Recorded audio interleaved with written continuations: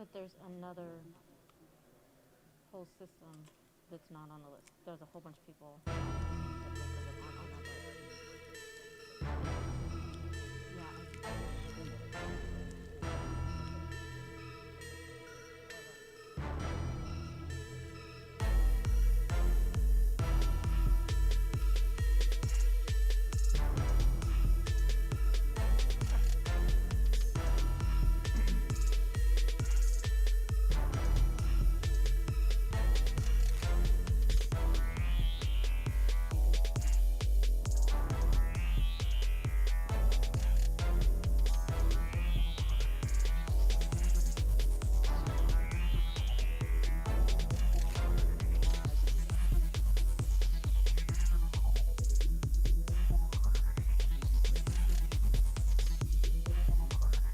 want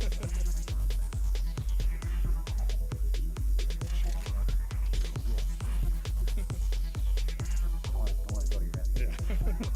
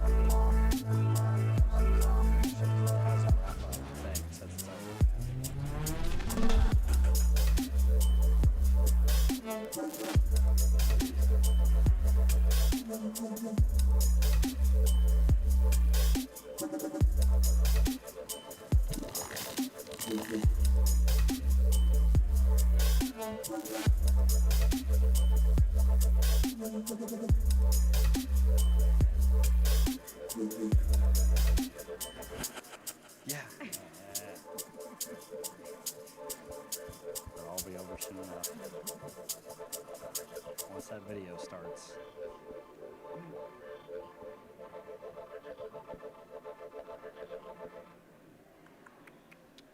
I don't think they've killed the light.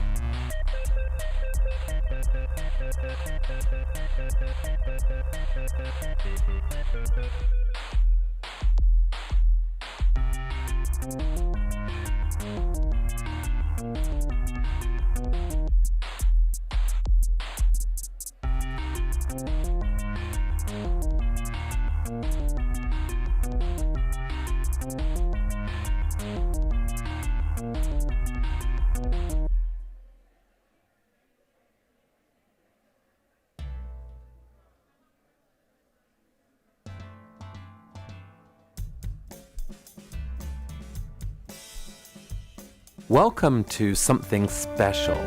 Welcome to TEDx. This TEDx event is part of a global conversation that takes place every day in every corner of the world. In schools, in theaters, in workplaces, even in prisons, people gather to hear the best ideas bubbling up in their communities. More than 3,000 TEDx events are held every year in 170 countries. It's a remarkable thing. TEDx events are self-organized under a license from TED, a non-profit organization devoted to discovering and sharing powerful ideas in the form of TED Talks. It's not TED itself, but your local TEDx team of volunteers that has done all the work to put on today's event, including booking all of the speakers. It's this team's ideas, dedication, and time that have made this possible. We really hope today's program sparks an exciting conversation. This is a day for curiosity and for skepticism, for inspiration and for action. The more you enter into it, the more you will take out.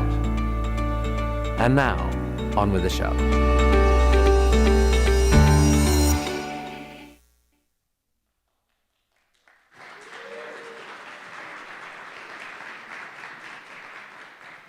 All right, hello everyone, and welcome to our 4th annual TEDx event.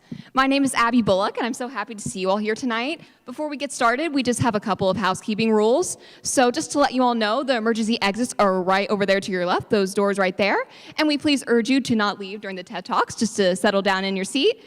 Please turn off all cell phones and no flash photography, and no videos, tweets, memes, or TikToks.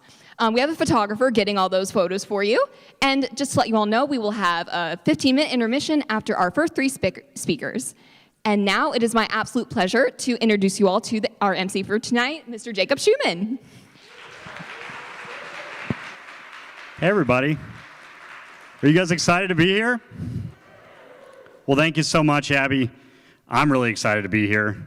This is my first time back in a few years hosting. So let's get started. Over the past, 2 years to a decade that we've been locked inside, we've been asking the question, what are we doing, right? What are we doing? It's the same old day to day.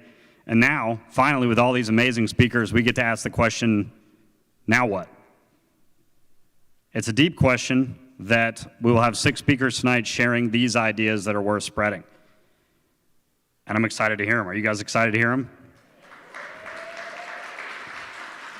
A reception will be held after the event that will also feature bourbon tastings from Heaven Hill, and we'll also have tastings from Center Goss Coffee. So let's get started. Our first speaker tonight is an award-winning author, director, teacher, and much, much more, Dr. James Wilkerson.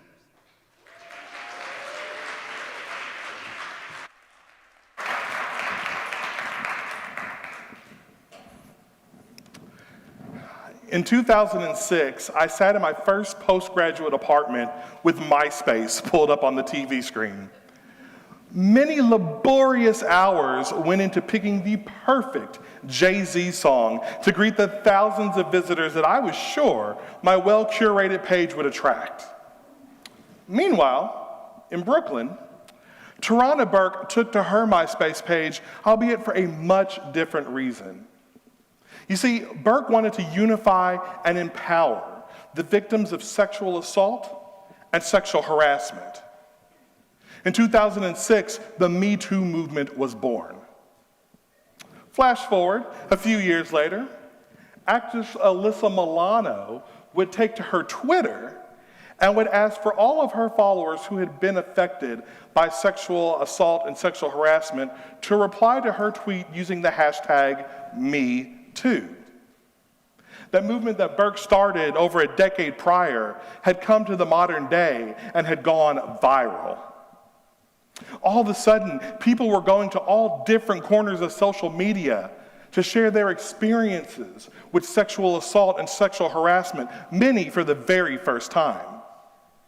At long last, we were having a much needed conversation about sexual misconduct on a global scale. But Me Too was more than just talk. It was action as well. Serial abusers like Bill Cosby, Harvey Weinstein, and R. Kelly would all finally face justice for decades of inflicted trauma. Me Too would even make it to some of the highest offices in our country. Who can forget the iconic image of Dr. Christine Blasey Ford swearing in before the Senate to discuss her experiences with then Supreme Court hopeful Brett Kavanaugh? From 2017 to about 2019, Me Too was the brightest shining star in the social justice sky. Until one day, it wasn't. Now, don't get me wrong, Me Too still exists. You can go to the Me Too website right now and see a lot of great work that is still being done as a part of the movement. But in terms of being that viral sensation that it once was, Me Too cooled off. Now, this cooling off period is not unique to Me Too. Most social justice movements will go through it. A movement will gain popularity, and it will bask in the spotlight of being viral before we all inevitably move on. Some people will blame the 24-hour news cycle for our short attention span. A news cycle that serves us up stories so quick that it can be difficult to digest what is on our plate before the next course is being rushed from the kitchen. Others will blame social media slacktivism, which allows us to attach to any social or political ideal we want, make a bunch of posts about it, and then argue with jerks in the comment section until we move on to the next movement de jour. With the combination of the 24-hour news cycle and social media slacktivism, it is no surprise that we've been able to move from hashtag #MeToo to hashtag Black Lives Matter to hashtag Mask Up to hashtag Murder Hornets, all within the span of 3 short years. But let's get back to Me Too. The stories have been shared, some convictions have been handed down. So the question is, now what? Well, now this. In the 2006 book, We Believe You, activist Brenda Tracy had a very powerful quote. In that book, Tracy said this: "Women cannot stop rape. If we could, we would have already done so by now. There are some good men out there, but not enough are speaking up, and not enough are doing their part. So, if the question is, now what? Then fellas, the answer is now us. Now we must pick up the Me Too torch and use it to illuminate our path towards sustained cultural change." Now, I already know what you're thinking. I can hear it right now. Well, Wilkerson, sustained cultural change, that sounds great. But how do we go about doing it? How do we get there? Well, this is a TEDx talk, right? Yeah, it's a TEDx talk. So you know your boy is coming with some solutions. As a matter of fact, I am coming with 3 calls of action to every man out there tonight in our live studio audience and for those watching from home. And ladies, these calls of action, they can work for you as well. We don't want anyone to feel left out. We want to be inclusive. But when 90% of the perpetrators of sexual misconduct are men, well, guys, this is one of those times where we need to take our seat at the front of the class. Call to action number 1. We must engage in meaningful self-reflection. We must look at ourselves and take an inventory of our behaviors and our beliefs to figure out whether we are part of the solution or part of the problem. Now, I get it. This part can be difficult. It can be embarrassing to look back at some of the behavior that we participated in undergrad. It can be embarrassing to look back at some of the jokes we may have laughed at in high school. Simply put, self-reflection can be painful.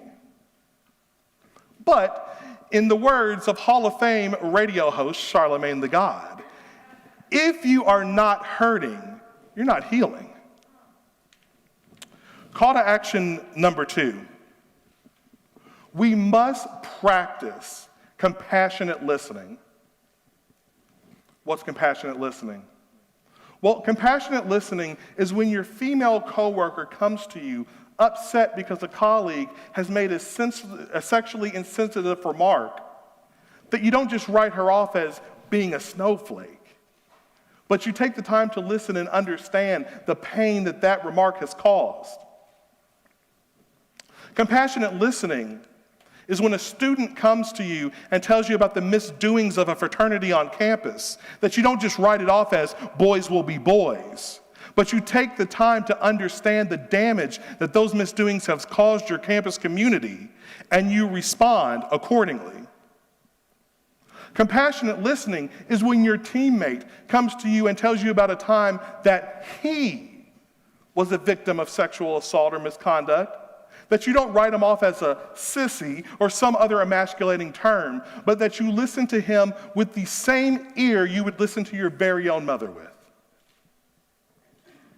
Call to action number 3, and probably the most important of the 3. We must hold each other accountable.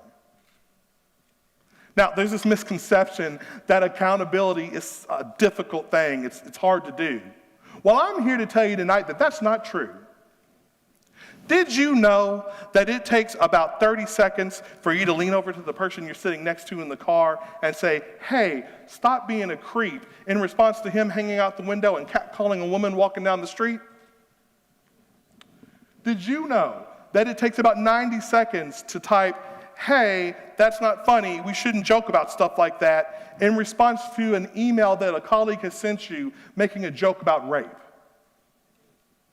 Did you know that it takes about 140 seconds to physically put yourself in between a party guest that can no longer give consent and your friend who may be on the verge of taking advantage of said party guest? Accountability is actions that take mere seconds to perform, but that can save us from years of trauma. Self-reflection, compassionate listening, and accountability. Fellas, this is the triforce by which we must live our lives. And if we do, we will be well on our way towards that much needed, sustained cultural change. I'll leave you with this. When Me Too was at its height, there were some men out there that got really upset. Oh, these guys, they got offended. How dare people have the audacity to share their experiences with sexual misconduct? These guys, they got up out of their chair and they stepped forward and they put their chest out there and beat on it a little bit. And they said, now wait a minute. Hold the phone with all of this Me Too man-bashing malarkey. It's not fair. It ain't right. How dare you talk bad about men? Because I don't sexually assault people. And my friend Dave over here, well, Dave doesn't sexually harass people either. And our buddy Jimmy doesn't do any of this stuff. So you just need to go ahead and pump the brakes with all of this feminist agenda male bashing. Because after all, come here Dave, come here Jimmy, hashtag not all men. And if that's the philosophy that you live your life by, then to you, I say congratulations on doing the very bare minimum to be considered a decent human being. Here's the thing. the bare minimum is no longer enough.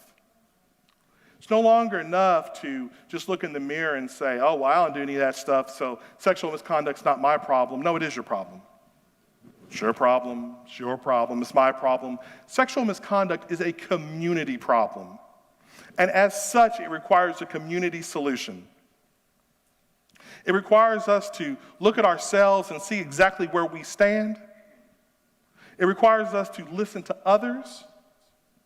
And it requires us to check our friends, our family, our fraternity brothers, our classmates, our colleagues, and all those around us when they step out of line. Fellas, we must work tirelessly and intentionally until hashtag not all men turns into hashtag not any man. That's the goal. That's the destination, and that is now what? Thank you.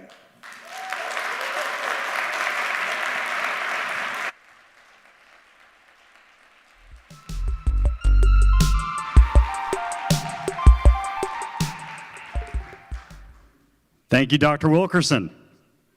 All right, our next speaker is a public speaker, mental health advocate, and an avid supporter of the Living Alcohol-Free movement.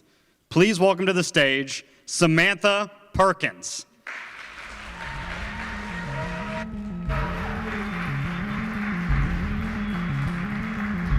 Hey everybody. I was just thinking, my son made me a little card before I got here that said, good luck talking about the downsides of alcohol. And I know that, many of you might not want to hear about this, but hopefully you'll hear me out, and I'll leave you something to think about. About 8 years ago, I quit my job working in mental health to become a stay-at-home mom to my then 2-year-old and newborn daughter. It was a tough transition.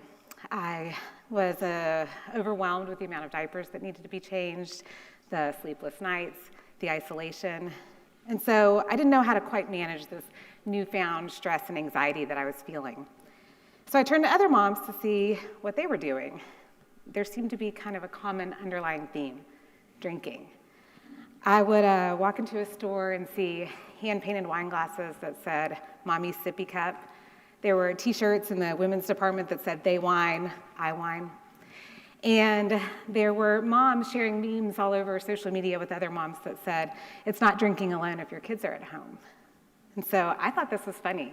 And I already like to drink, so I got right on board and started drinking to relieve stress. I waited until an appropriate hour to pour myself a nice soothing elixir that would numb the sound of that damn singing Elmo. At first it really worked. I felt relaxed. But after just a couple drinks, I would notice that I would wake up in the middle of the night, tossing and turning and feeling, stressed and anxious. So I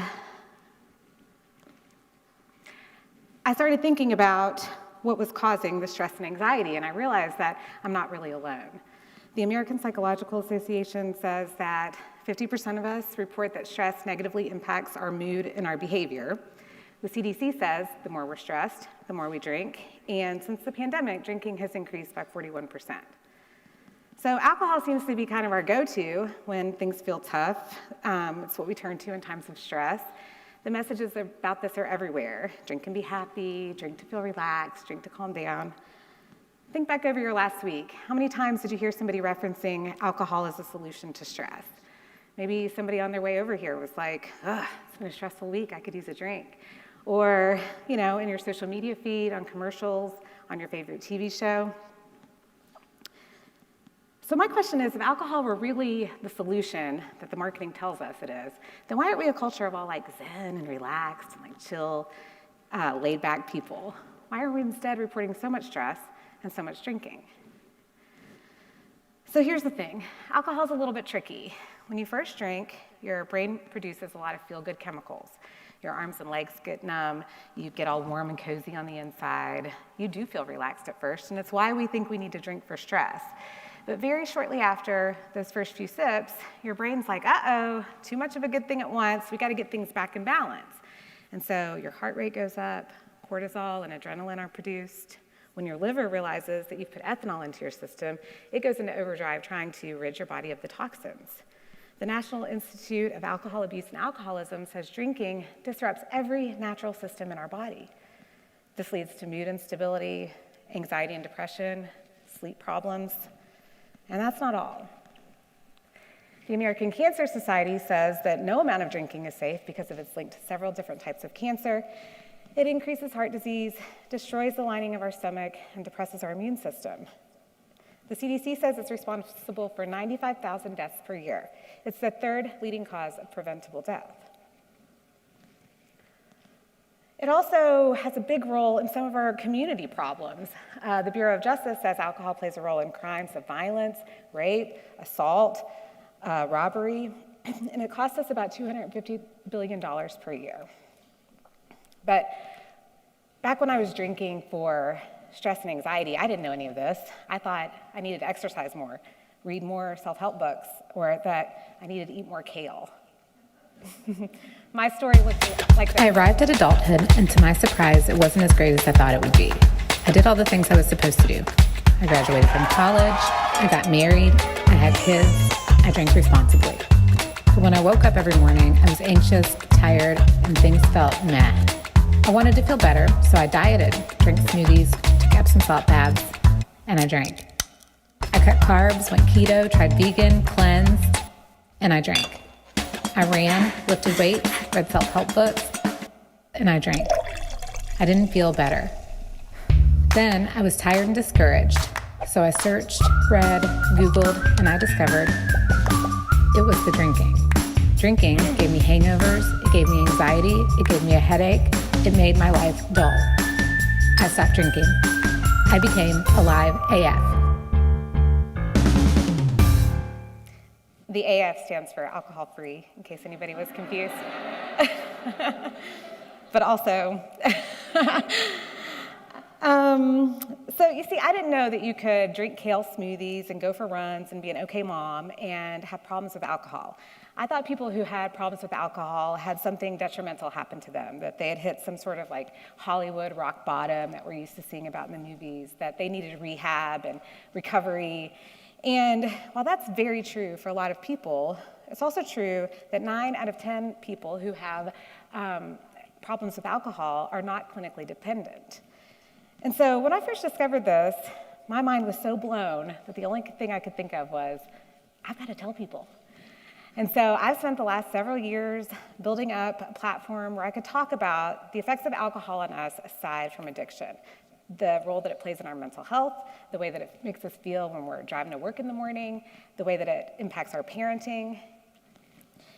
So Dry January is a challenge that people do across the globe. It just completed, where they go 30 days without drinking to see how it kind of improves their health. The University of Sussex in 2019 did a study on some of these participants and found that just after 1 month, people reported that they lowered their cholesterol, they lost weight, they reported having more energy, more clarity, more focus.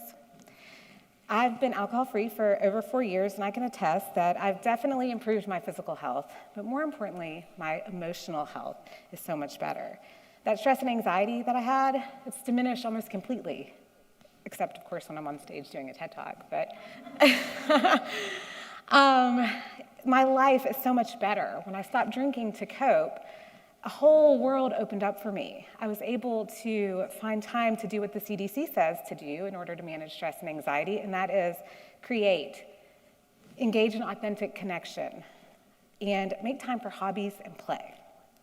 I created a blog, and writing became a huge coping skill, something that I would turn to at 5 o'clock during happy hour instead of drinking.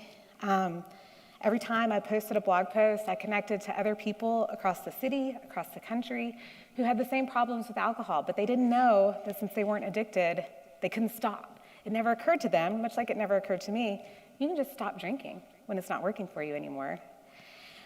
This led to writing a book, and the book has led to leading women's groups, teaching classes all over town, and really just making this my passion to help people understand that you don't have to wait to stop drinking. You don't have to wait for happy hour. You can be happy any hour.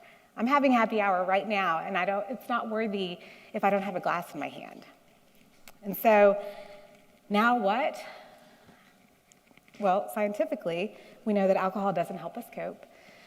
On a physical scale, it wreaks havoc on our body, it makes us sick. On a community level, it causes a lot of death and destruction. I'm not suggesting we all have to stop drinking, but I am suggesting that when we encounter people who are experiencing anxiety and stress, that we can maybe offer them something a little more helpful.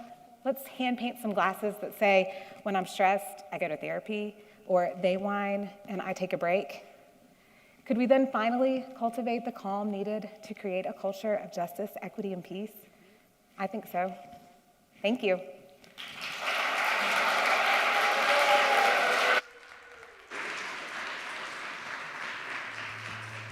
Thank you, Samantha. All right, our next speaker is a mixed martial artist, a small business owner, and his main goal is to make self-defense accessible to everyone. Please welcome to the stage, Jesse Walker.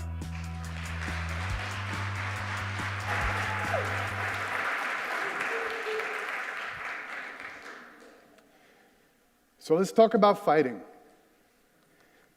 Let's talk about teaching and learning how to fight and getting that education to people most in need. I actually want to start, though, with let's do a little thought experiment. I want you to be aware of your reaction to the suggestion I'm getting ready to make.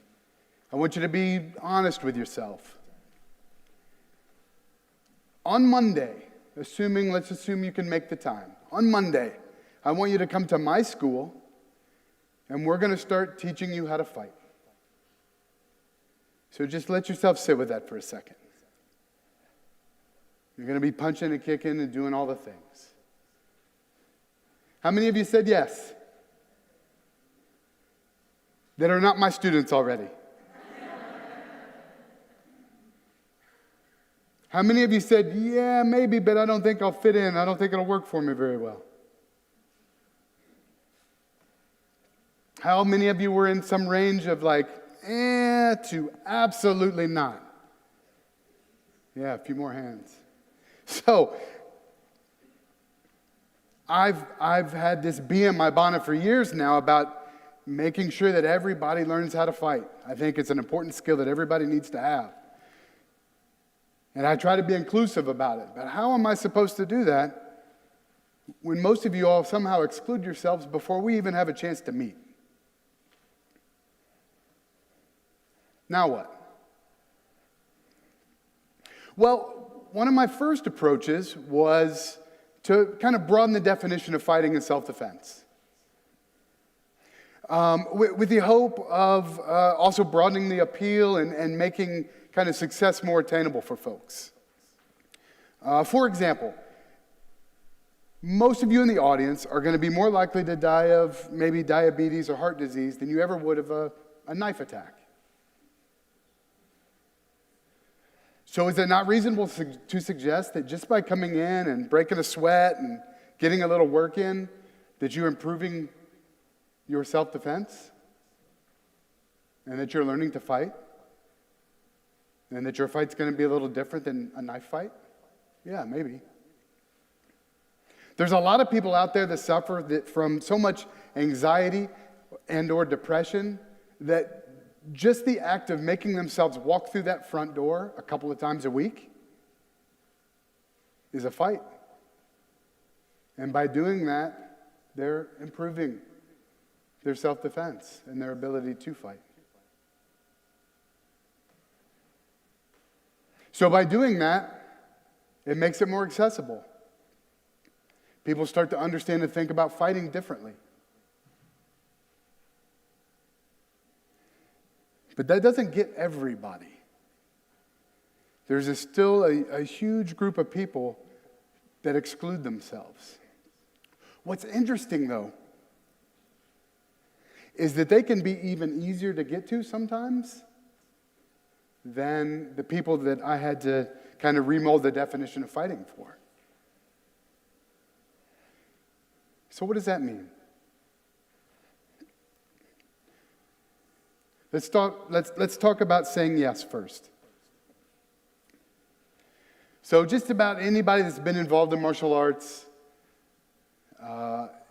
this is probably a huge tenet of that martial art. Probably no more so than the two that I practice and coach, Krav Maga and Brazilian Jiu-Jitsu. They're supposed to be for everybody.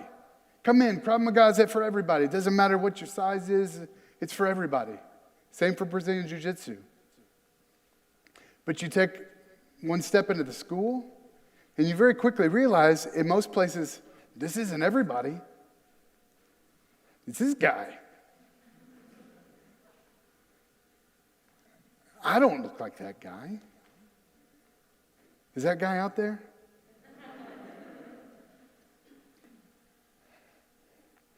And what I found over the years is schools are filled with students that are generally easy to coach.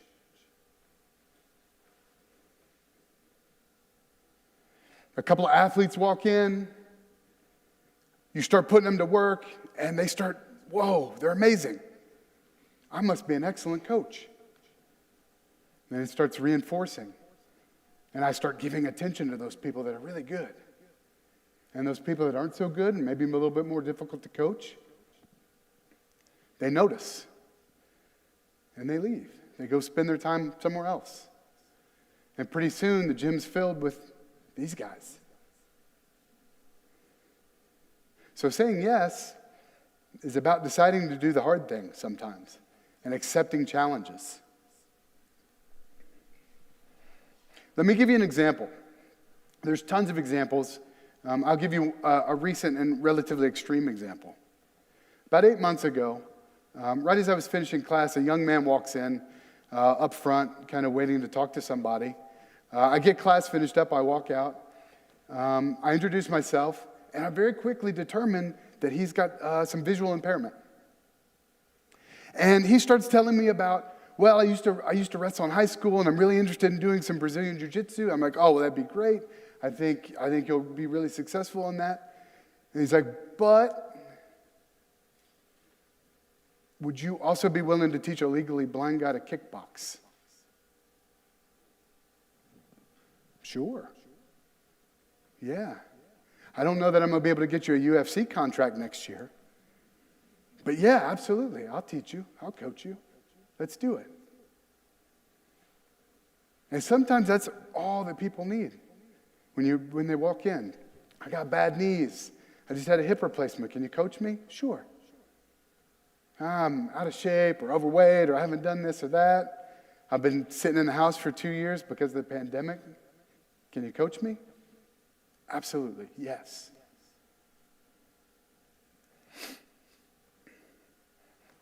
But saying no can be just as important. And some people need to hear that instead.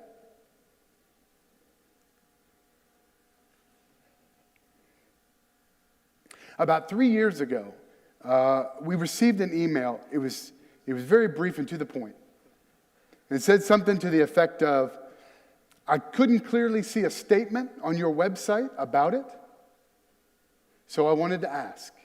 I am a trans woman interested in training Brazilian Jiu-Jitsu. Will my presence be an issue? No. No, of course it won't. She actually likes to tell the story because apparently I wrote a really aggressive email back. I said, hell no, it won't be an issue.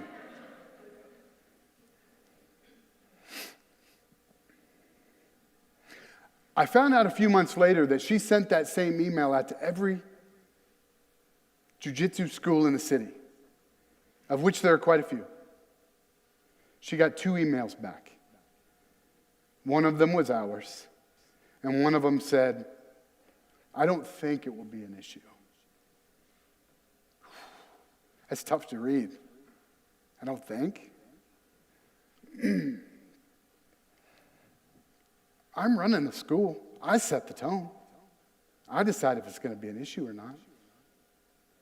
And interestingly enough, that implies a whole other no to people.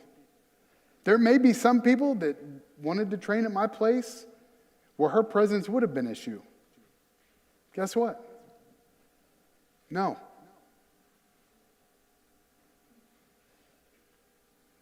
No.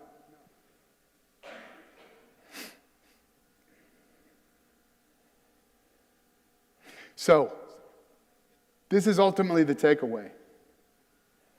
If you are a leader or somehow running an organization where you are in any way interested in being inclusive, stop worrying about trying to be for everybody. You will never achieve it. You can't do it. It's a fool's errand. Instead of thinking about trying to be the place for everybody, be the place for anybody. It's much easier to attain.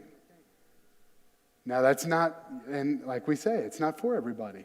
People walk into our place all the time. It's not for me. That's okay. But we're for anybody. So that's ultimately the goal. Inclusivity is about being for anybody. Thank you. Oh, and I'll see you Monday.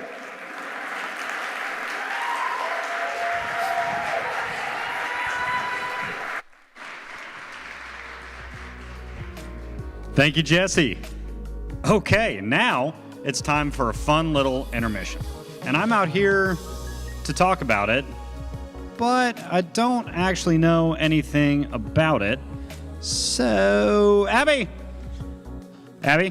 Gosh, Jacob, you were doing so well. Can't take you anywhere. I don't have the details. You don't. I will give you the details. Thank you. So Give don't them know the details. I will give them the details. Thank you. So Jacob is right. We do have a little intermission coming up. It's going to last 15 minutes. And just to let you all know, once we close the doors after intermission, we will not open them back up again. Will until not after. open them. We will not open them. You are trapped in here for the rest of your life to listen to speakers. That's just letting you know. And there will be refreshments out in the lobby, and we would like to thank Heaven Hill and Sonnergoss once again for sponsoring our event. That will be out. Round of Let's do applause. it. There you go. Yeah, applause. That's great. Yeah, that's great. All right, we will see you all soon. 15 minutes. Thank you so much.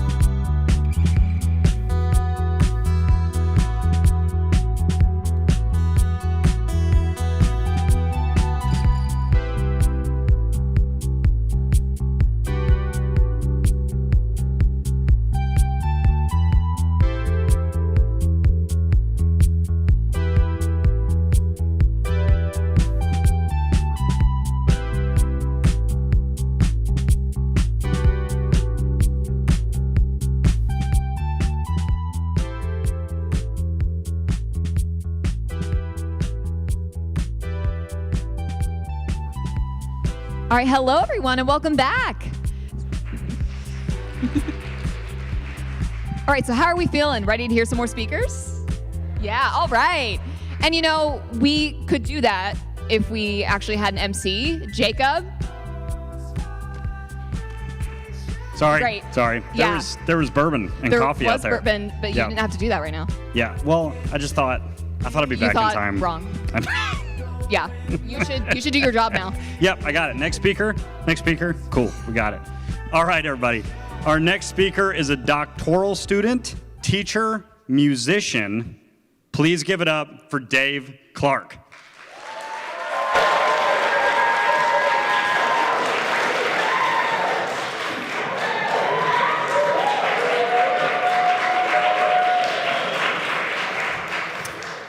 The great mystic and scholar and theologian, Howard Thurman, said, "Don't ask what the world needs. Ask what makes you come alive and go do it. Because what the world needs is people who have come alive."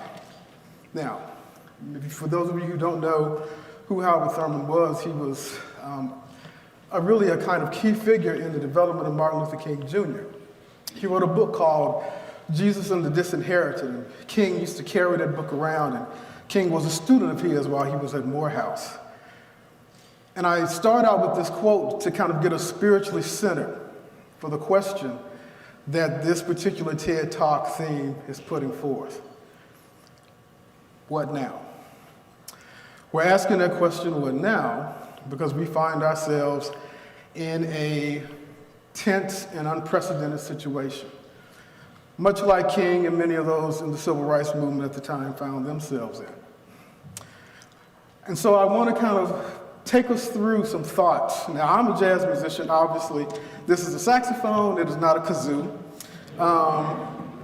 And so I'm going to give you kind of a perspective of, being spiritually centered there with what Howard Thurman says and puts forth, by some of the lessons I've learned as a jazz musician. Now, I think it's first to kind of give you some kind of context for how I come to the music in many respects. My first musical experience, actually, is in the church. Now, I grew up in a small town in Arkansas called Pine Bluff. And yeah, it sounds like, it is exactly like it sounds. Pine Bluff is a little town in southeastern Arkansas. But I remember being at church, at New Hope CME Church. The church is actually positioned right behind our house. We could walk through my backyard and through the back gate and walk right into the church. And I was just a little kid. And on this particular day, I remember a particular feeling that came inside of the church. Everybody was singing, "What a Friend We Have in Jesus."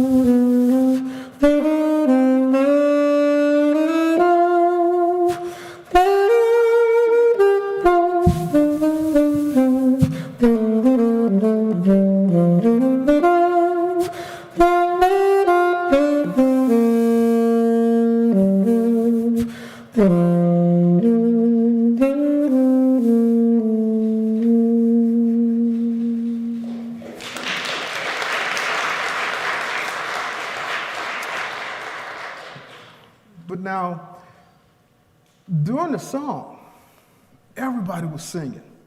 And this is before a mega church, right? New Hope was a small little church. So this is before the church had a full rhythm section. It was simply a pianist and the choir and all the souls in that room. And everybody was singing.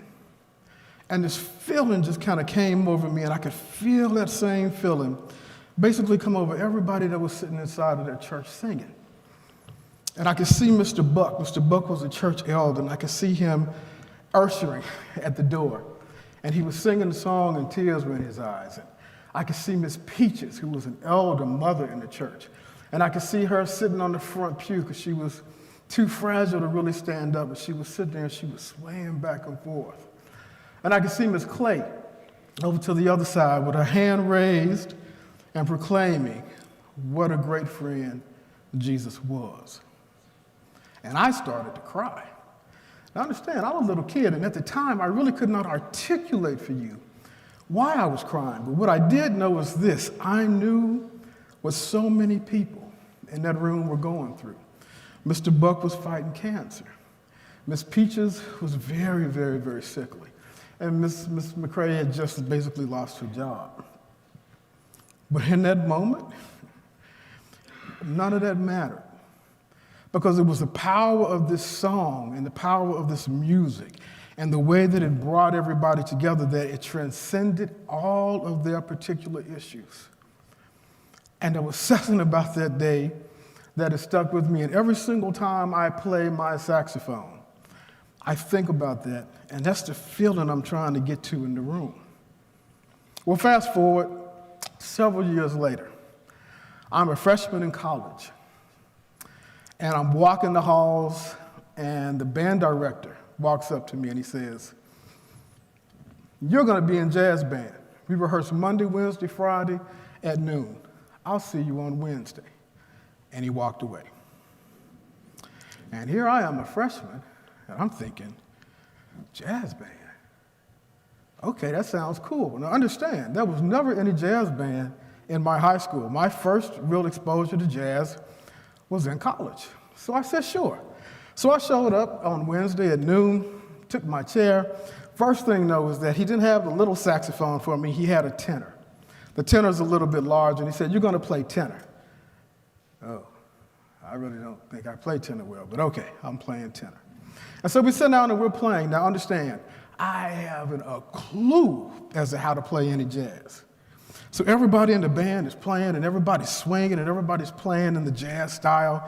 And here I am, a little guy from Pine Bluff, Arkansas, sitting there playing my little concert band style saxophone. It was very interesting. It was very sad. But nevertheless, we kept going, and we were playing a particular tune called Scott's Place. I will never forget it, by Thad Jones, Mel Lewis. So I'm sitting there, and I'm playing Scott's Place, and there comes a section in the music where the notes disappear. There are no notes there. There's simply a bunch of letters, a C with a minus, an F with a triangle, all of these kind of hieroglyphic-looking things.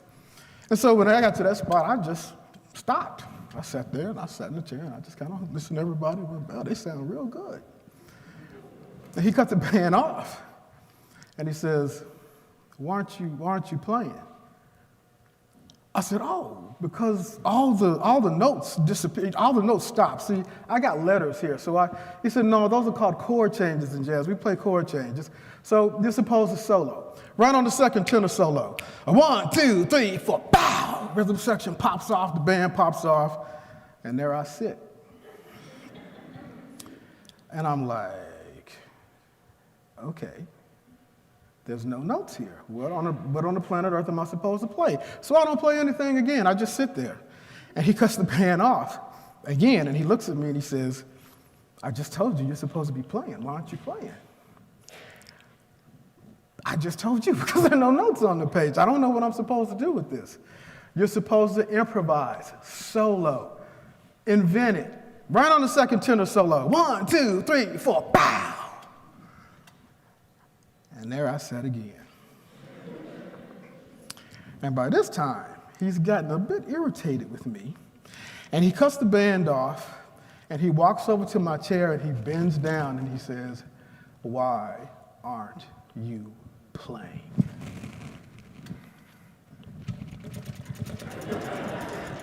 Because there are no notes on the page, and I don't know what I'm supposed to play.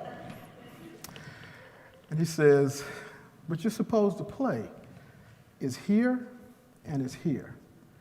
Now, I don't care what you play, but you play something. Second tenor solo. 1, 2, 3, 4, pow! And I put my horn in my mouth, and I played something. I played something.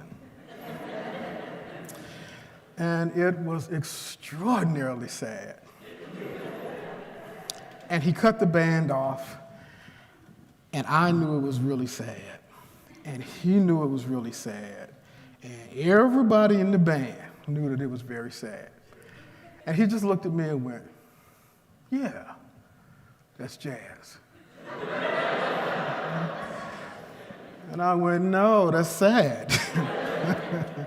So after rehearsal, I was extraordinarily embarrassed. I was just like, man, I do not want to sound bad. So if you want me to play in this jazz band stuff, you got to give me some help. You got to give me something.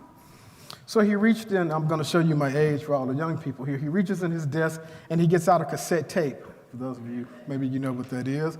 And he throws me the cassette tape and he says, now, you take that, and if you learn how to play like that, you'll really be able to play some jazz. That's all I got to do? Yep, that's all you got to do. I said, okay, cool. So I took it back to my dorm room, and I popped this tape in, and I hear something like this.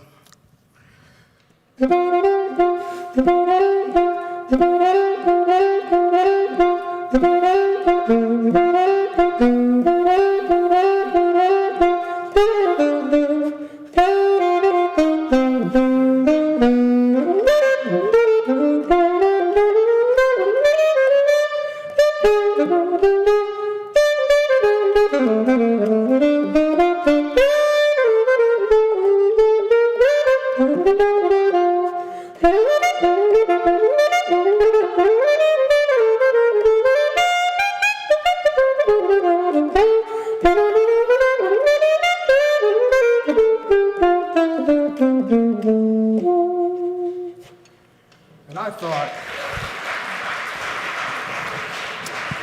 and you know the emojis now where the head goes, pow. Well, that was me. My head went, pow.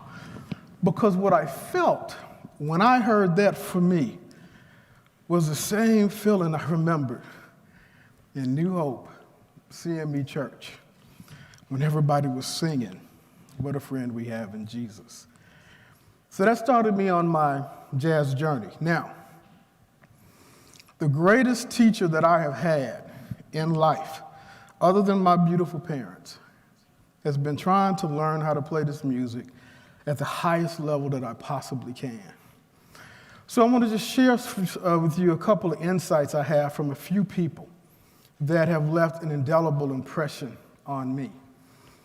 First of all, Duke Ellington. I'm sure many of you have heard of Duke Ellington. Duke Ellington's one of the great composers of any kind of style of music, not just jazz music, but really of any music.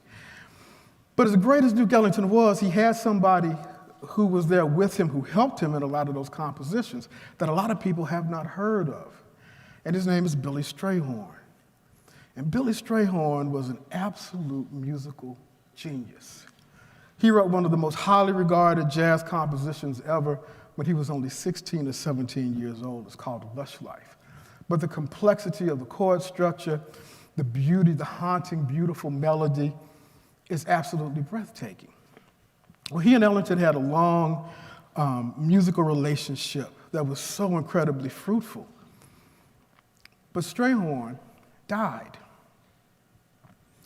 And in his eulogy, Duke Ellington had these 4 things to say about Billy Strayhorn. Number 1, that Billy Strayhorn had the 4 freedoms, as he called. And the first freedom was the freedom from hate. Now let me tell you something else about Billy Strayhorn. Billy Strayhorn was an openly African-American gay man in the 1940s. So you can imagine the kind of oppression that he had to deal with on a daily basis.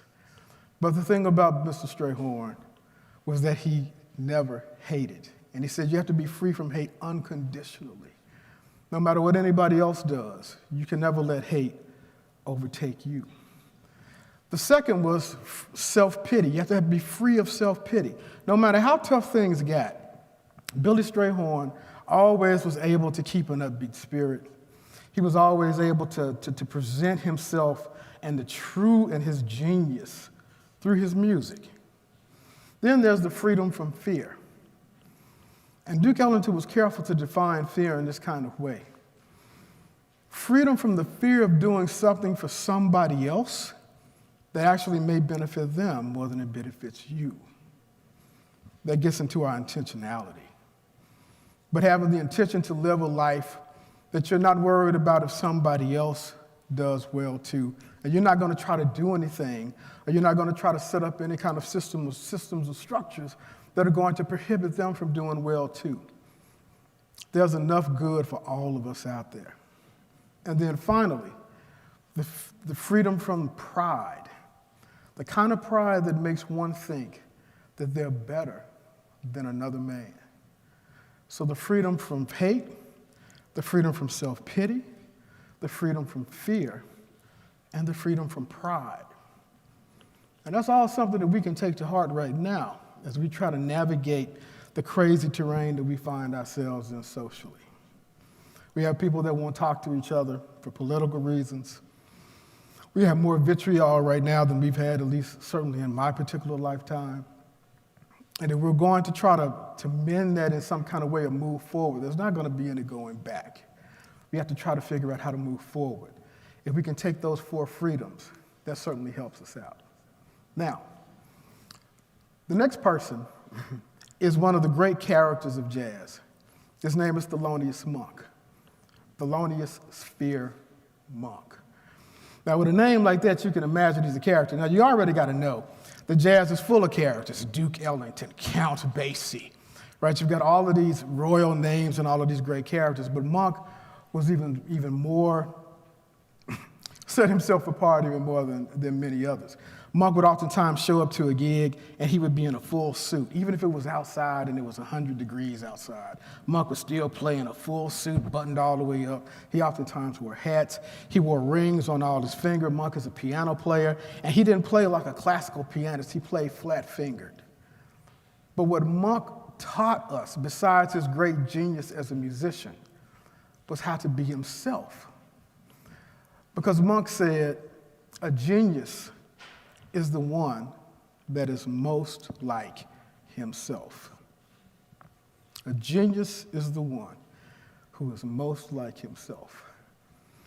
What does that tell us? It tells us that every single person in this room, every single person that's listening to me, we all have genius. Every single one of us. But we have to go in there and get it. The genius isn't outside of us. Nobody can tell us our genius. The genius was given to us the second that we were thought about and brought here.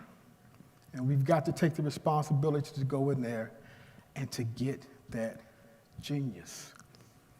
Now, the last thing that I'll leave you with is the tune called Ugly Beauty. Now, this is a composition by Monk. And as I was thinking about what I possibly could talk about for this, I thought about the idea of life as we have it and know it and understand it now. And quite frankly, it's ugly. But at the same time, it's infinitely beautiful.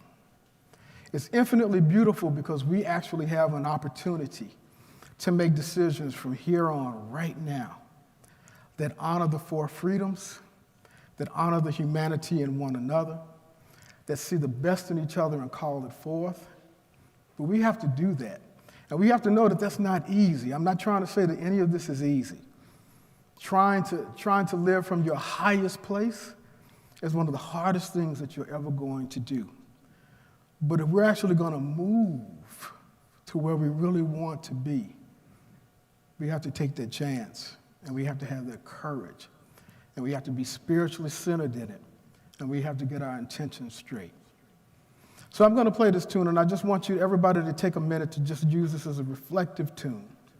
And I want you to take a minute to close your eyes and go deep inside yourself and ask yourself, what is my genius? And how am I using my genius in fear from fear, and freedom from fear, freedom from self-pity, freedom from pride, and freedom from hate, And how am I making this better?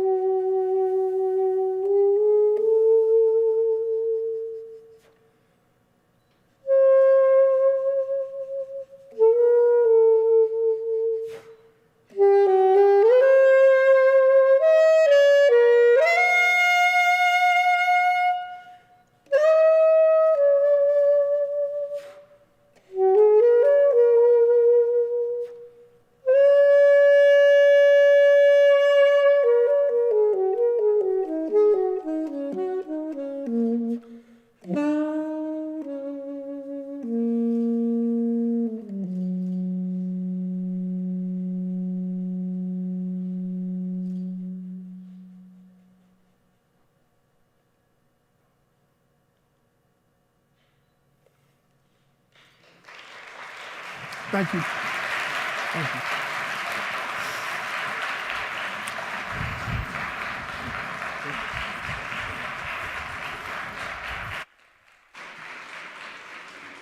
Thank you, David. Let me just put this stool down. All right. Our next speaker is a firefighter, PhD, teacher, and mixologist. That's fun. Please welcome to the stage, Mr. Lee Look.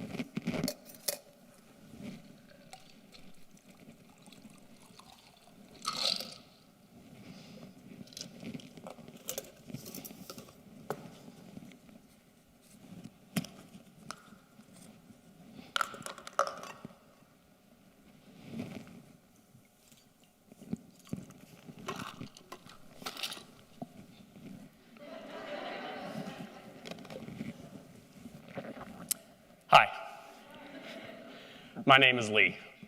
A quick note, I'm going to be referring to note cards during this talk for the main reason that I don't want to be thinking about the next idea or the next word.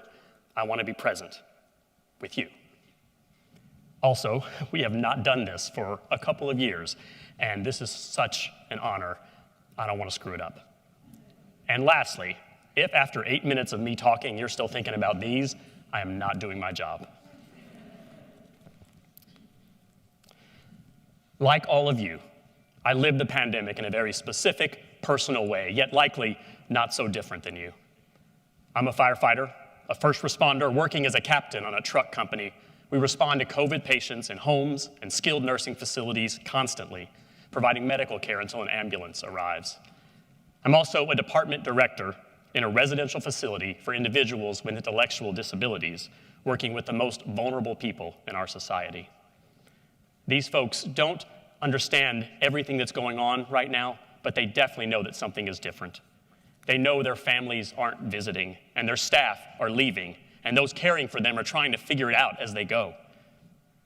And I'm a mental health counselor, providing support and therapy for people doing the same work I'm doing, while they also try and support a family, maintain relationships, and keep their emotional heads above water. This is the trifecta for pandemic involvement.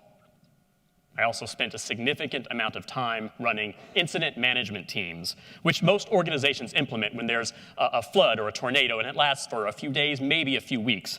We've been implementing this pandemic team for years.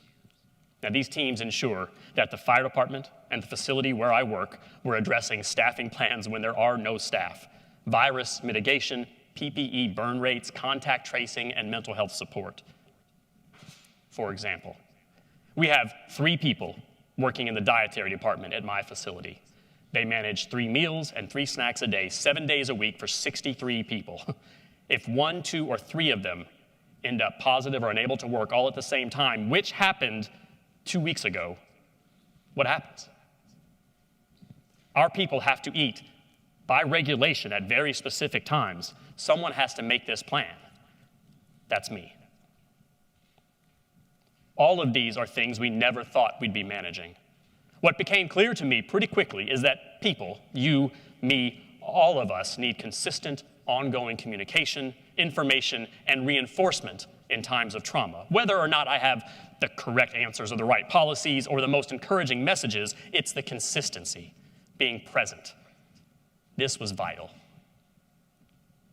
So, for 368 days in a row, I emailed a daily reinforcement to a group of several hundred people. This was a short email and encouragement designed to build a community of people who took care of each other. And more than that, a group of people who would accept care from others. This was much more challenging. I would send the email out around 6 in the morning, and by 9, the responses would come in letting us know that we are okay. We are okay. And yet, my life through this, in spite of all this, was relatively easy. I had tasks, I had things to do, I had projects to work on to try and get us through the pandemic as efficiently and effectively as possible. We are a people of action. We see a problem and we try and fix it. This is a pandemic that, in order to fix it, we have to do nothing. We have to stay home, we have to stay still, we have to avoid others. That was brutal. There are a few people in my life, and most of them are probably here tonight, because they worked hard at staying in, allowed me to work hard at the things I needed to do. I couldn't put myself in the situations I was in without knowing that the people I love are doing what they could do to not become one of the people that my fire truck was going to help.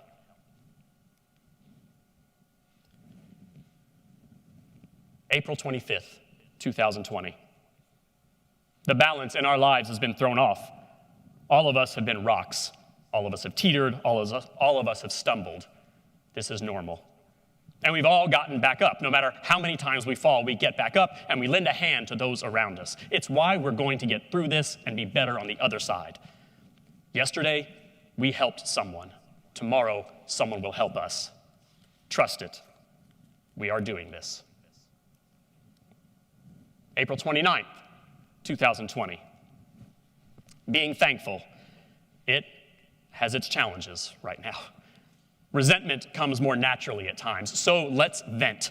What are things to resent? Well, we miss talking about something other than this. We miss people. We miss being comfortable in public. We miss being spontaneous. We miss working. We miss restaurants. But most of all, we miss a peaceful night's sleep. A night where we don't go to bed thinking about this and wake up thinking about this. We will rest again. Something I realized, and research reinforced, is that our emotional state is directly reflected by what we consume, that is, eat and drink. Conversely, what we eat and drink can give us insight into what we are feeling. Drinking is quick. Drinking gets us through the next hour. It's short term. It was a counterpunch to the haymaker punch that was the beginning of the pandemic.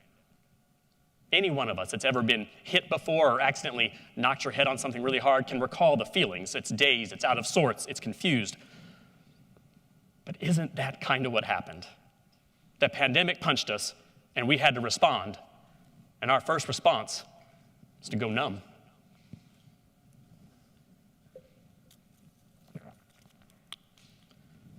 May 15th, 2020. It's a weekend, which may not feel much different than any other day, and we're running out of creative ways to entertain ourselves. This is normal. It's extremely taxing doing what we're doing, staying centered, taking care of each other, loving each other through this, taking care of ourselves, staying away from people, staying home. But sometimes we take a little time away and we get to eat chips and salsa while someone else watches the pandemic. Gin and tonic, vodka soda, bourbon rocks, tequila straight, Baileys and coffee, all of it as our first coping mechanism.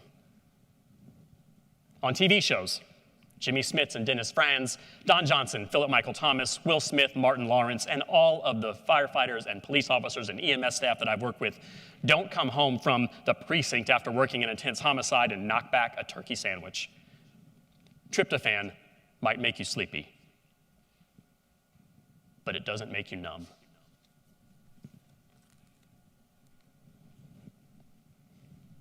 June 10th, 2020. Take a breath.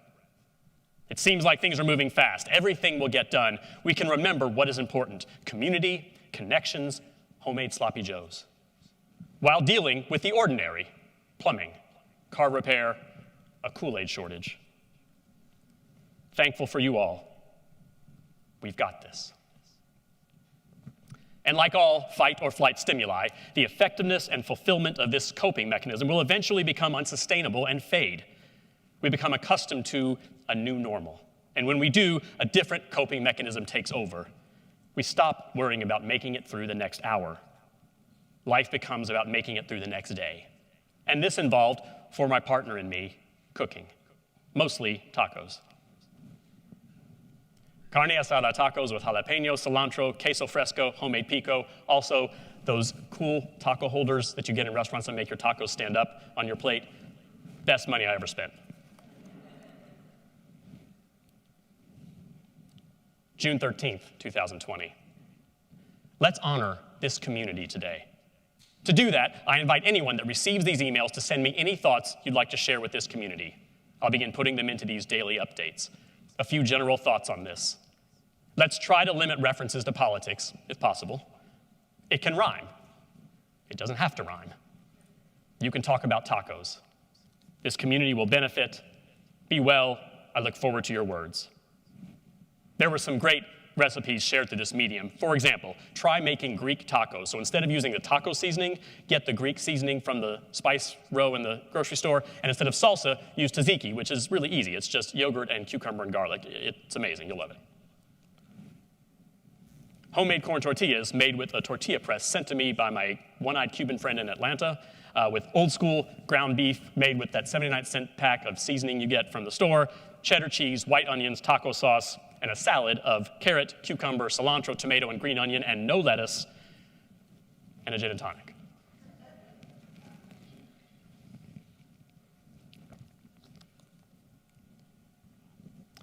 July 17th, 2020. We can be okay. We can be grateful. We can be kind. We can also be angry, anxious, frustrated, apathetic, and still be okay. And roasted garlic on the grill spread on crusty bread, it's almost as good as tacos. Until tomorrow. And then we started to emerge, to grow, to start to look a little farther ahead. I would say that the human spirit was slightly ahead of Pfizer and Moderna and human ingenuity. That is, we humans adapt. We learn to thrive in a new normal. And because of this, we were able to move to the next phase. We began to look to the future, and this was reflected as well in what we wrote and in what we cooked. And for us, it was homemade turkey stock. February 22nd, 2021. Here we go. This community will continue to be effective, vigilant, kind, of grace. This community will help those in need, support those who are down, and carry those who are tired. We will share our experience, our recommended podcasts, our tacos. That will be enough. One more. Turkey carcass. Peppercorn, cilantro, onion, carrot, celery, salt, serrano peppers. If you've never done this, I promise, I know it looks not at all appetizing. But after a little time, you get this. It will change your food. And it will change your mood. And it's a gift that keeps giving.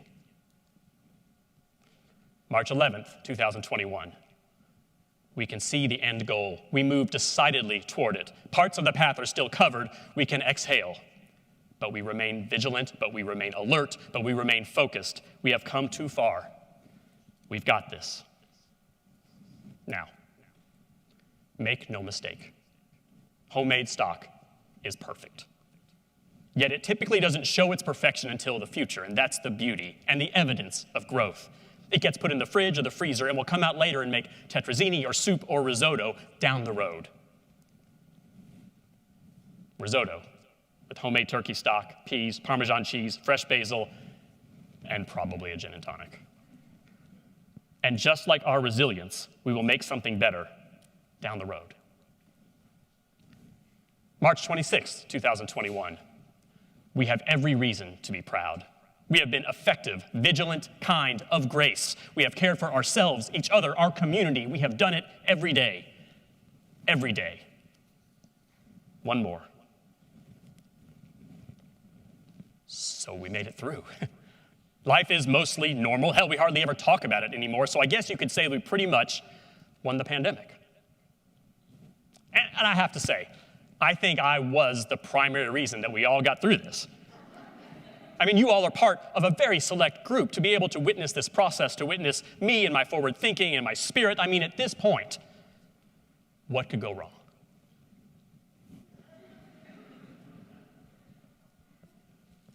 Well, shit.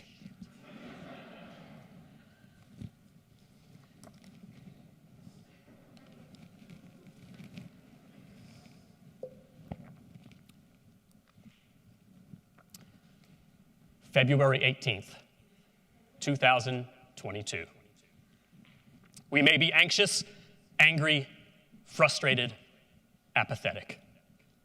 We will be effective, vigilant, kind, of grace. And we are okay. Thank you.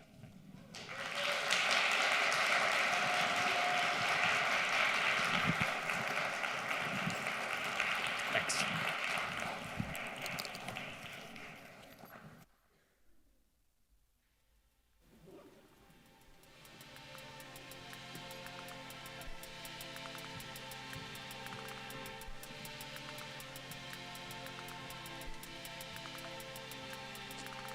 All right, thank you, Lee.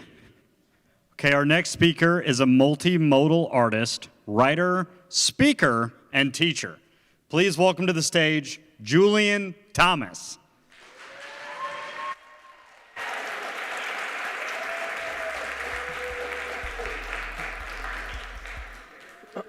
Check. Okay. What's going on, everybody? I'm Julian. I'm the creator and author of a graphic novel series called Blackheart. And I'm here today to talk to you all about comic books, perspective, and making the world a better place. I want to start off with asking a few questions. Just think to yourselves about your answers. You don't have to share them or anything like that. So, first, is this a protest or a riot? Is this an insurrection or a stand for freedom?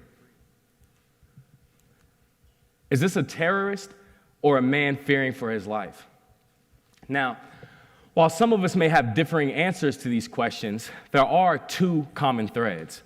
First, all of our answers are a matter of perspective. Second, regardless our answer, the material events themselves don't change, only our understanding of them. That said, the significance in the slides I've shown you lie not only in the events or in the actions of the people themselves, but also in how we view these events and actions. I'd argue that perspective actually carries more weight because it's perspective that determines how we move forward in response to these things. Death is death. You're no longer alive. But perspective is what says whether a funeral is a time for mourning or a time for celebration. In 2020, Jacob Blake was shot by a police officer, an objective truth.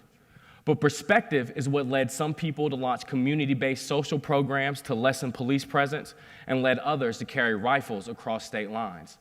Kyle Rittenhouse killed 2 people, but perspective is what determined whether he was jailed for murder or exalted as a hero. Perspective is what says the Boston Tea Party,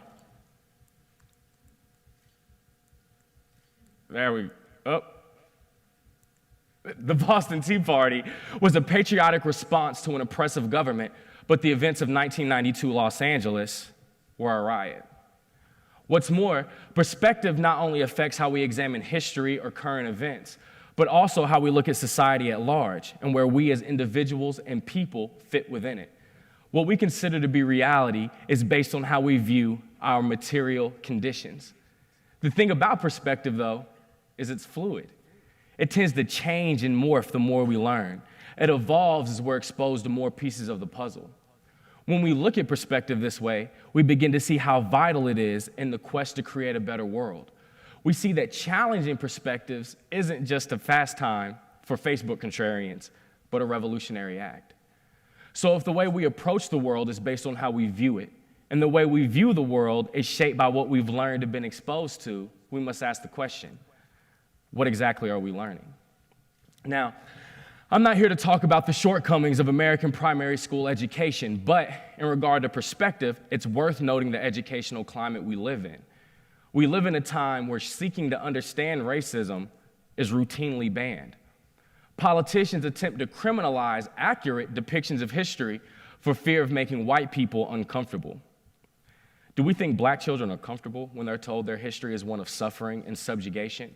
Or is comfortability perceived differently in this circumstance?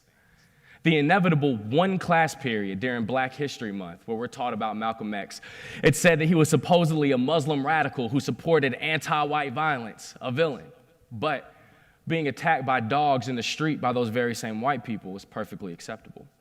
This perspective would never lead us to believe that Malcolm said things like, "I have eaten from the same plate, drank from the same glass, slept on the same bed or rug while praying to the same God as fellow Muslims whose skin was the whitest of white, whose eyes were the bluest of blue, and whose hair was the blondest of blonde. The things I've seen and experienced on this pilgrimage have forced me to rearrange much of my thought pattern and toss aside many of my previous conclusions." Malcolm is pointing out not only the fluidity of perspective, but also how challenges to his perspective via exposure to new things caused his to change. I never was taught that, though. So, as a black child in America, searching for identity, as all children do, where do we turn to truly learn about ourselves and the possibilities of what we can be? If not school, then where? Having a supportive family base is a luxury not all of us have. The reality is, whether consciously or unconsciously, a lot of times, we turn to media and entertainment. Entertainment can shape our view of the world much the same way education does. The difference is, with school, we know the goal is to learn. We're aware perspectives are being given to us, so it makes it easier to reject them if need be. We kind of look at school like an isolated chamber separate from the real world. We've all heard kids who've gotten a bad grade in pre-cal say things like, "I'm never going to use this in real life anyway." That implies to them, school isn't real life. Entertainment, though, we look at as a reflection of reality. And in this arena, the fact that perspectives are being given is much more subtle. Propagandas and ideas get to dance in front of our face behind the guise of fiction.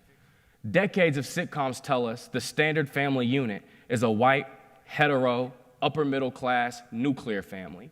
If that doesn't describe you, well, you must be a deviation from the norm. When I was 15, it seemed the only time I would see black people associated with wealth was in music videos. And while there are plenty of financially successful rappers, not every affluent black person is a musician. But how would one know that if you never got to see it? And what we see matters. See, entertainment isn't just art imitating life. For many of us, it's escapism, a chance to leave behind our worldly woes and let our imagination soar, especially with science fiction and fantasy, a favorite genre of the comic book medium. The caveat, though, is that for black kids, even in the places we escape to, we don't get to see people that look like us. We're not even encouraged to imagine ourselves in different ways. And trust me, kids notice this all on their own. When I was young, my first love was an anime called Dragon Ball Z. I watched it faithfully. I made up my own characters. I pretended to be the characters. But in the back of my mind, even though this set me on my current career path, I always knew something was off. There was no one that looked like me. Well, there were these blatantly racist caricatures. But this doesn't look like me. And my friends and I at the lunch table made a conscious effort to ignore that. Instead, we decided another character was actually the black one. Let's take a look at that character. Piccolo, a green, chaotic neutral from a different planet, not black at all, not even human. But on some level, we, a group of 9-year-olds, were so hungry to see ourselves represented that we latched on to anything we could relate to even a little bit. Unfortunately, all we had was a green alien. Imagine if the depictions didn't make us feel marginalized. Would my friends have continued to draw? I pored over anything science fiction, and I loved all of it. But still, in the back of my mind, the question always lingered, Dad, ain't no black folks in the future? But fret not. The same hammer that can be used to destroy can be used to build. We can use entertainment to give representation for those that need it, while also painting a picture of what the world can be. I should note, though, representation isn't the end-all, be-all. Without action, representation is just tokenism. It doesn't matter if you get to see new possibilities if you don't have access to the resources to make those possibilities a reality. That said, I also think that in order to do something, you must first believe you can do it. And it's very difficult to believe you can do something when you're constantly told or shown that you can't. And that's exactly what's happening when the hero never looks like you, or the only time you see yourself in your favorite show, you're being caricaturized. But it doesn't have to be that way. So, now what? Well, now we use entertainment to our own benefit. And when I say we, I don't necessarily mean black people. I mean the sum total of the human race that wants to see an end to oppression and injustice. And that brings me to my main point, anime and comic books. I know it may not seem like that based on what I've been saying so far, but I promise I'm here to talk to you about comic books. So, a lot of the ideas I've been discussing are starting to manifest in shows like Abbott Elementary, Insecure, Atlanta, work from N.K. Jemisin. But when it comes to challenging perspectives, comics are a uniquely impactful tool for a few reasons. First, comics have an undeniable connection to the youth. They have a negative stigma attached to them that only makes kids like them more. And they kind of have this punk rock effect in that they represent a counterculture lifestyle that gives community to its fans. You don't just like anime and comics. It becomes part of your identity.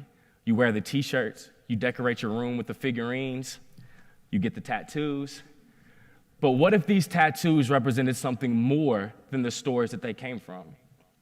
Next, comics get kids to read, and we all need to read more. I'm not even spending time supporting that statement. We need to encourage literacy. And comics do that, though not conventionally. See, the Western perspective of sequential art is that it holds no real literary value. And while that may be bad for the image of Hajime Isayama, Brian K. Vaughan, or Art Spiegelman, it's also a double-edged sword. The other edge is comics become more appealing to kids who don't want to read.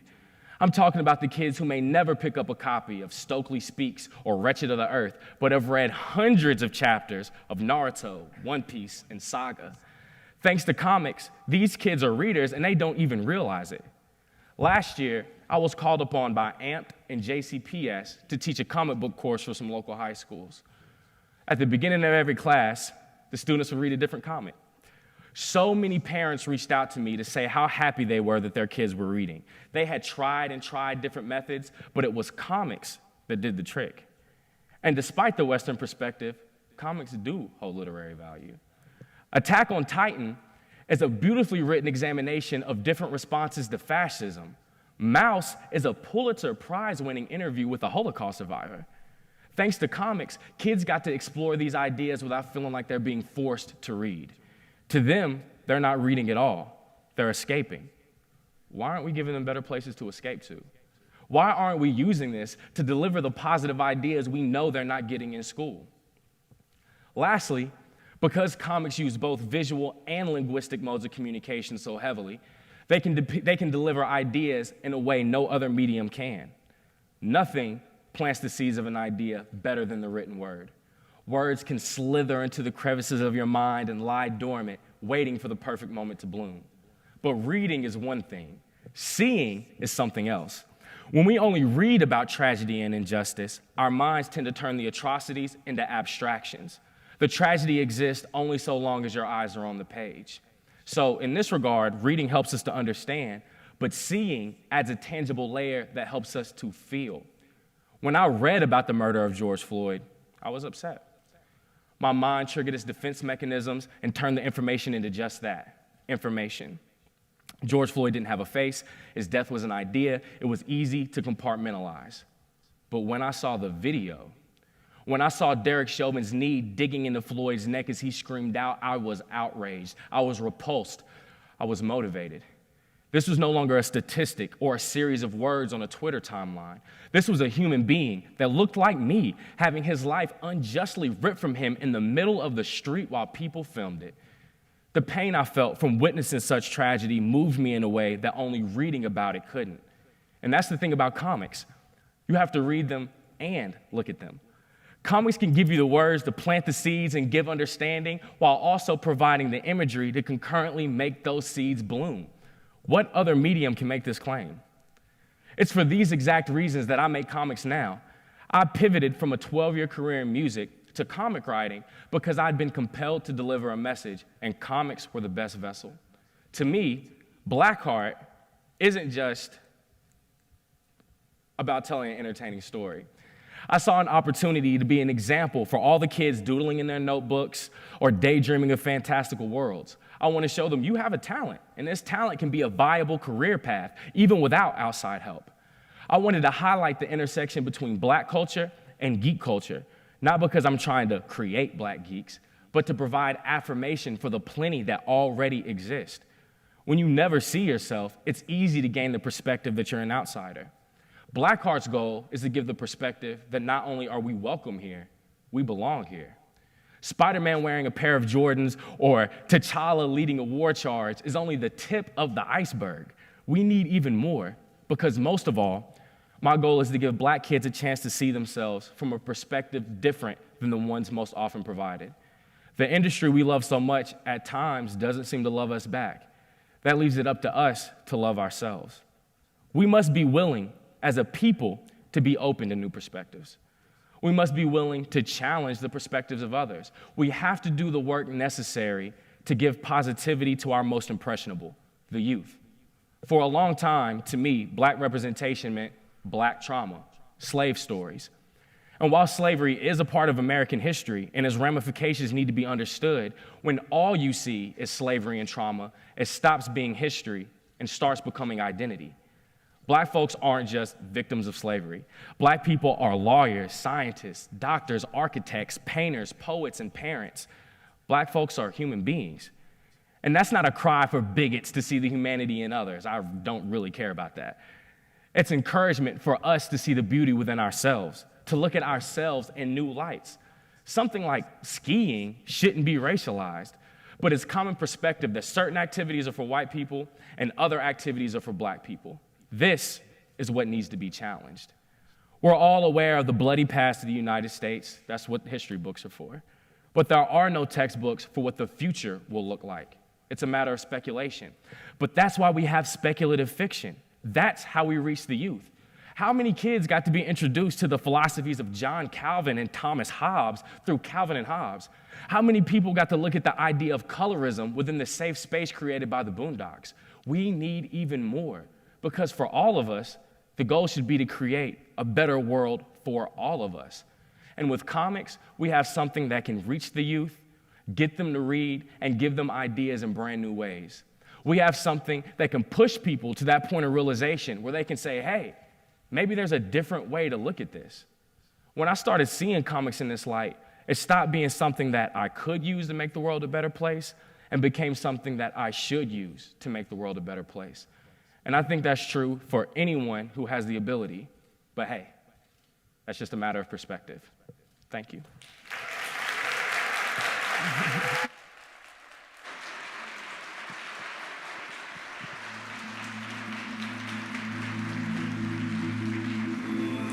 Thank you, Julian.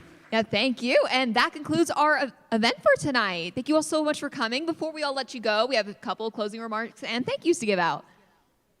So we want to thank, first of all, the TEDx team, everybody on the core team. Big round of applause for them.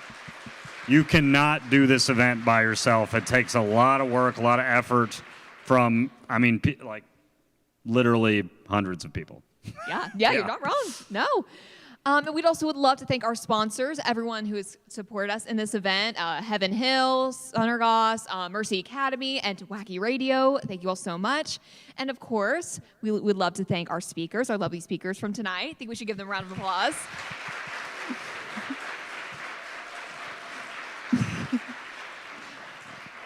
And also, I think we need to thank our lovely MC for the night, Mr. Jacob Schumann. Thank you. I'd like to thank Abby as well. She's up here doing stuff. Thank you. And that's TED, everybody. That's TED. Thank you. Yeah. Thank you so much. There's Refreshments are out in the lobby. Yeah, refreshments out in the lobby, drinks, food, everything. Thank you all so much.